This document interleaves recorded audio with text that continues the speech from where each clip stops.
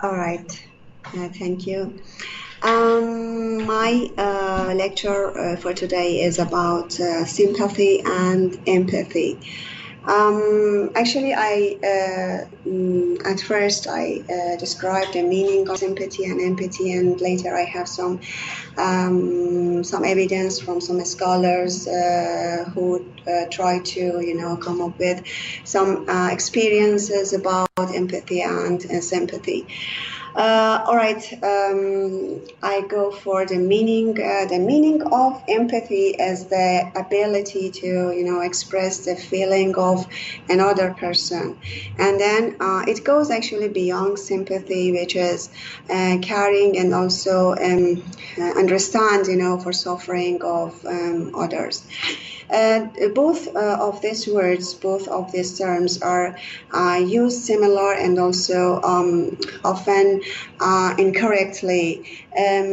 However, there are subtly differences, meaning differences in their emotional meaning. The summary of differences between the common meaning of these two words is sympathy is the feeling of compassion, feeling of actually sorrow and also or pity for the difficulties that another person, another person actually encounters and also faces. While empathy is putting yourself in the shoes of others, in the shoes of another. You feel, for sympathy, because actually I face something that, as I said, meaning are the same. The meaning of these two words, somehow the same, but it's not. They have something which. We can say their function are totally different, and that's why actually sympathy and empathy, are often confused. Sympathy, actually, when you feel sorry for someone's, situation, and also even you have never been there, even you haven't had that situation, but empathy haven't been in that situation. But empathy is when you truly understand and feel what other person, is going. As I said, sympathy and empathy are often confused. This is because of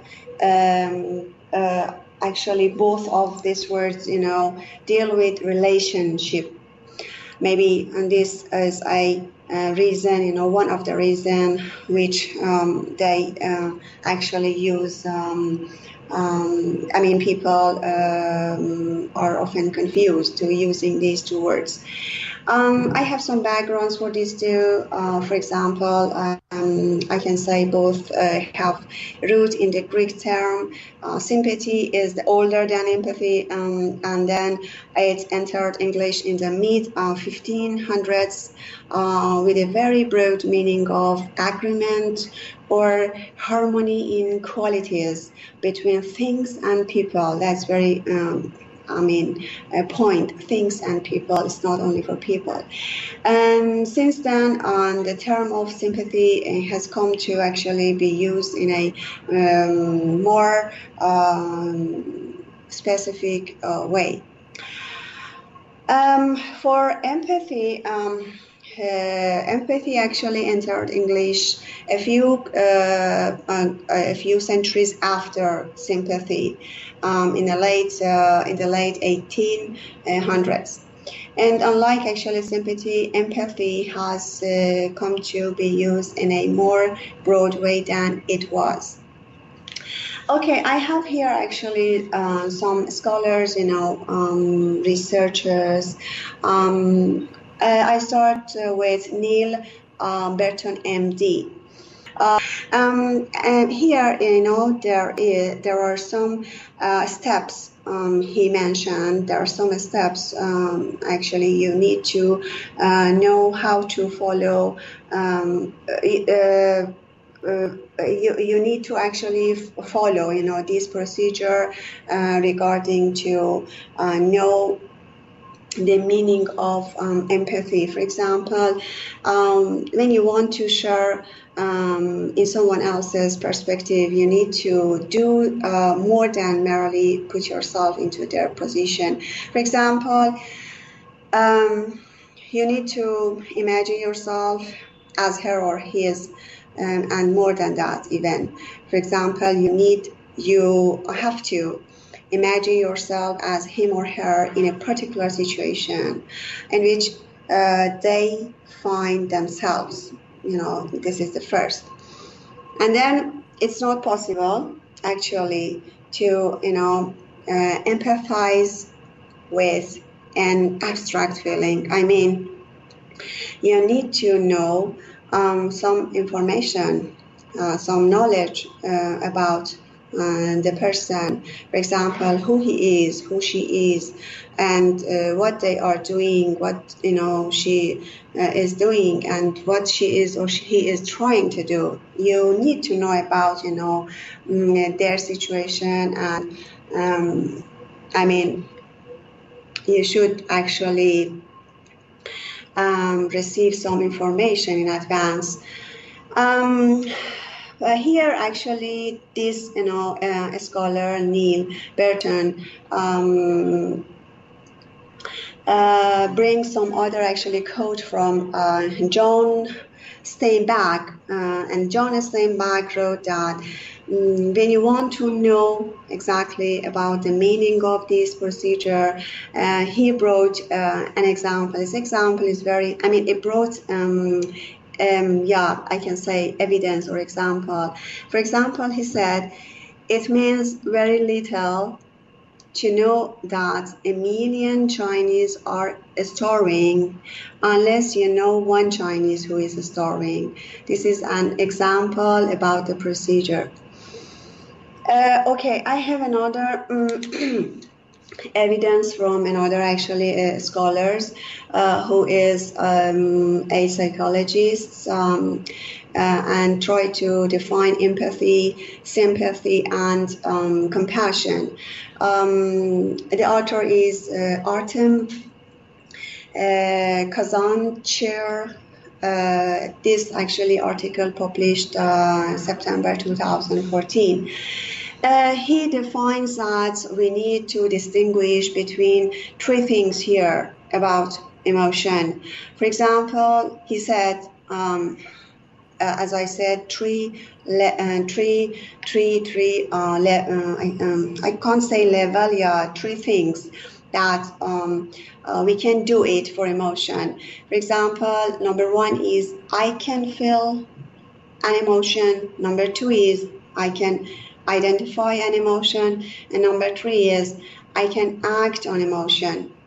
Here, actually, he mentioned that the first and the third one, and the third actually points apply only to our own experience. And however, the second one can apply to use of theory of mind to understand the emotions of others. Actually, from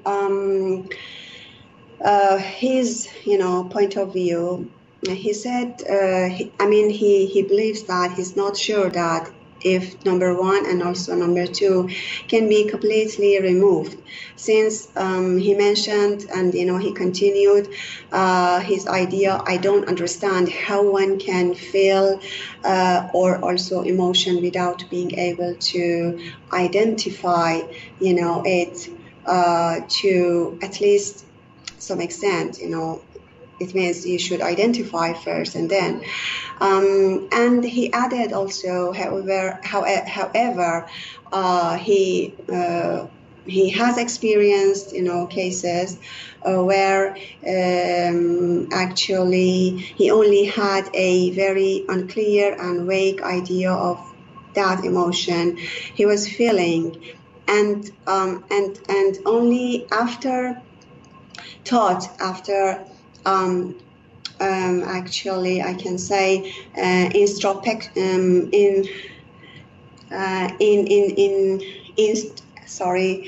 after actually thinking, he was able to get better identify. Okay, he continued to bring another an example here from classical literary. He said, this is the tension between love and lust. He also believed that it is application of number 2 to the other that we can find, the first definition. Here, actually, he mentioned exactly cognitive empathy, or is the ability to identify the emotion of others.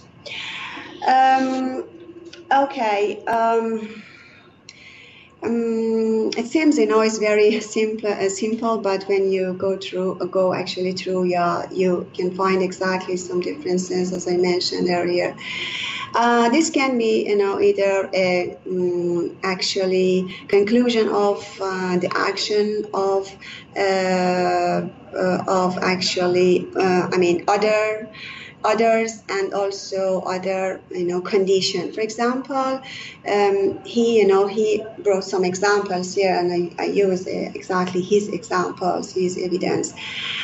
He said, if I see someone crying, someone, for example, sobbing, then in most circumstances, I have reason to conclude that they are feeling sad,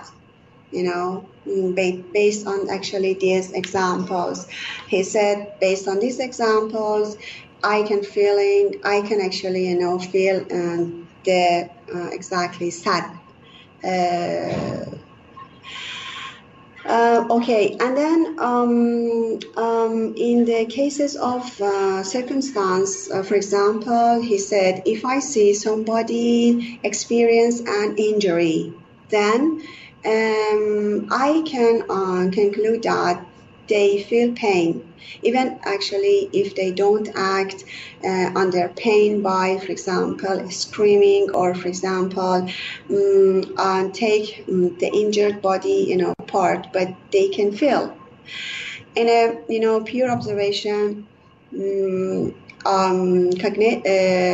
cognitive empathy is an actually intellectual activity, is not emotional, is not actually emotive activity, it's a intellectual activity. In the end, I have 2 diagrams. I will send you the diagram, that is very interesting. The types of sympathy and empathy is here. For example, we have 2 types of sympathy. Even sympathy among birds and animals, I think is very, interesting. And then sympathy among men. And then here, the sympathy among men is divided into 2, passive sympathy and also active sympathy. And in passive sympathy, we have sympathy with pleasure, with delight, and on the other hand, we have sympathy with fear, with distress. For empathy, actually, I found 6 parts, which I described only one part, I think so. And the cognitive empathy, I try to explain exactly cognitive empathy, but there are other parts, theory of mind, I just mentioned in my lecture, and then perspective thinking, and then identification, and also emotional contagion, and true empathy. All right, thank you so much. All right, thank you.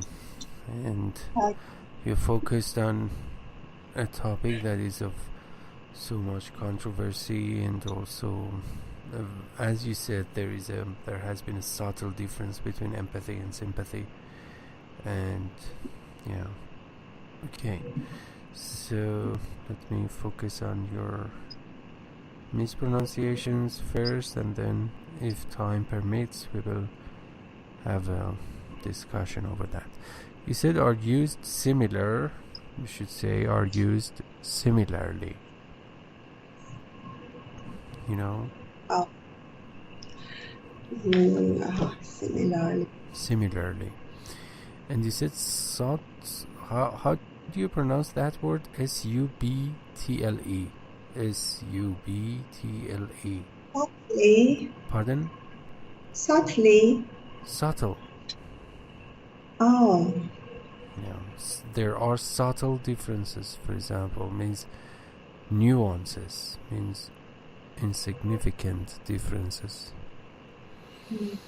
And you said the correct pronunciation is encounter.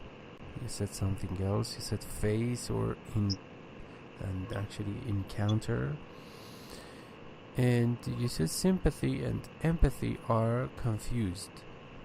They are confusing, not confused. We are sometimes about their accurate meanings. But sympathy and empathy are confusing. And what you said, what other person is doing. You should either say what another person is doing or what other people are doing.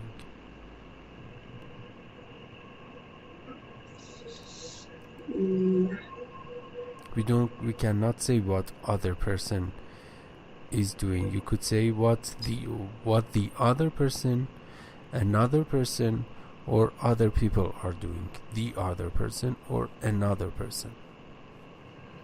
Why we couldn't say? I didn't understand. Why? Because it could be either definite or indefinite. If it is definite, you should say what the other person is doing. It means we know whom we are talking about. And if it is indefinite, you should say what another person. Another is an other person. Another means an other person. So we cannot say what other person is doing. Either the other person or another person.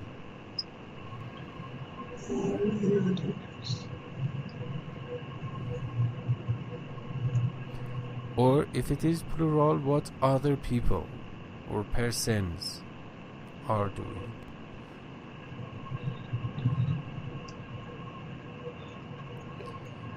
And you said what one of the reasons, because it is just one of the many reasons, perhaps several reasons. Okay. Agreement, second syllable. Specific, stress is on specific. You said something related to it, you should say something related to it. And the unabridged form is something that is related to, and that is has been omitted. Something related to it. And you said regarding to. Sorry. Just regarding. Yeah. Regarding. Yeah. And you said particular or something, but the correct pronunciation particular. You said something else. Particular. particular.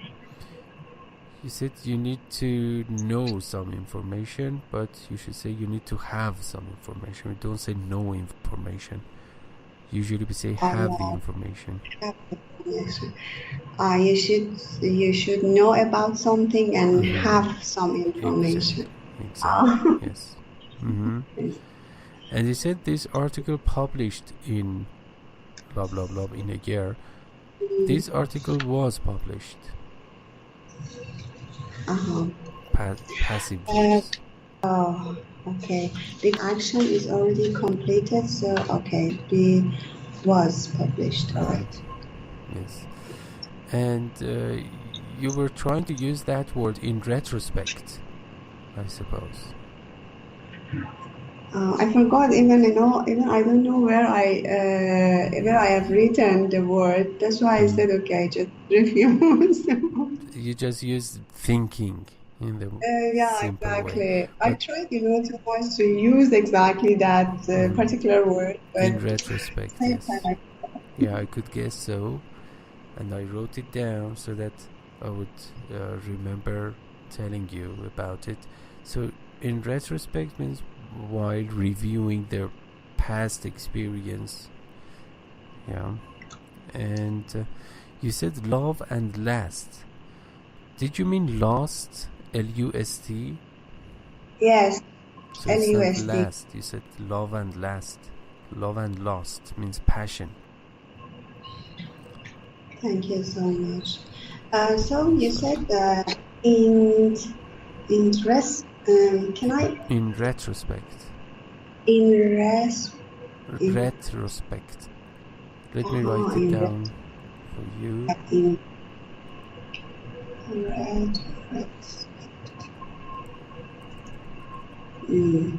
Retrospect. It means reviewing previous. I just wrote it down. In retrospect means while reviewing your previous experiences and information, and also considering something, thinking about something very carefully in order to do something in future.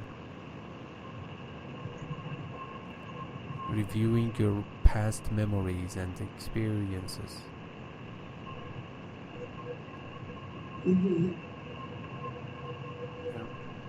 Yes. Okay. Thank you. You're most welcome. Okay, do you have any question?